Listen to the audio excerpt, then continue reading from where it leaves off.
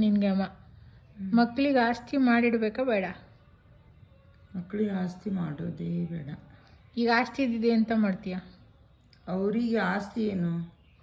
ನಾವು ಕೊಟ್ಟಿರೋ ಬುದ್ಧಿ, ಸುಸಂಸ್ಕೃತಿ, ಬುದ್ಧಿ, ರೀತಿ ನೀತಿ, ಕರ್ತವ್ಯ ಪ್ರಜ್ಞೆ, ಇದೇ ಅವರ ಜೀವನದಲ್ಲಿ ಆಸ್ತಿ ಆಗಬೇಕು.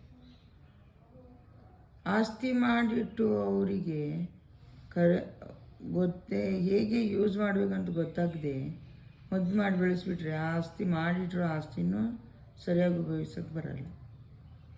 ರೀತಿ ನೀತಿ ಇದ್ದರೆ ರೀತಿ ನೀತಿ ದಯಾಮಯಗಳ ಅದರದ್ದು ಅರ್ಥ ಗೊತ್ತಾಗುತ್ತೆ. ಸುಸಂಸ್ಕೃತ ಮಾಡಿದರೆ ನಾವು ಹೇಗಿರಬೇಕು ಸಮಾಜದಲ್ಲಿ ಅನ್ನೋದು ಗೊತ್ತಾಗತ್ತೆ. ದುಡಿಯೋದೊಂದು ಕರ್ತವ್ಯ ಕಲಿಸ್ಬಿಟ್ರೆ ದುಡಿತಾರೆ ಅವರು ದುಡಿದು ಅವರೇ ಆಸ್ತಿ. ಆ ಮಕ್ಕಳಿಗೆ